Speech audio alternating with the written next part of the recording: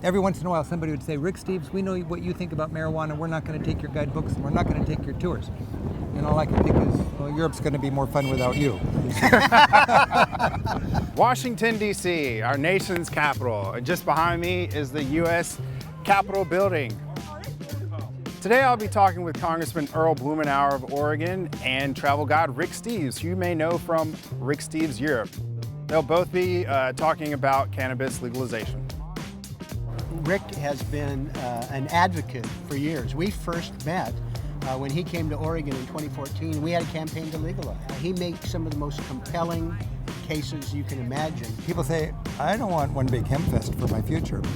And I've learned this is a race issue, this is a civil liberties issue. And is this a personal issue for you? What got you involved in the legalization fight? Because I realized I have this connection with Europe, and in Europe, a joint's about as exciting as a can of beer. And my friends in Europe told me, you know, a society has to make a choice, tolerate alternative lifestyles or build more prisons. To me, it's been valued by people who might not be able to say something as bluntly as I can say it. Pun intended. And you can, did I say a marijuana pun there? Bluntly. Oh, bluntly. Oh, that's a good one. My governor, Jay Inslee, and the governor of Colorado in 2012, Hindenburg, neither of them supported this. And there they are, governors of states that are the first states to legalize recreational marijuana for adults.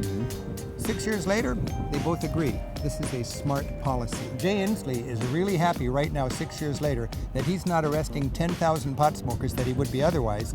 And instead of a $1 billion black market industry, he's got a $1 billion highly regulated, highly taxed legal industry employing tens of thousands of people in rural areas, generating $300 million of tax revenue in 1 year. So you mentioned a lot of activity at the state level, but what is the federal government's role? We have been steadily raising the profile and building more support on Capitol Hill. We're looking at more comprehensive legislation that will ultimately deschedule, so that it's not a Schedule I controlled substance.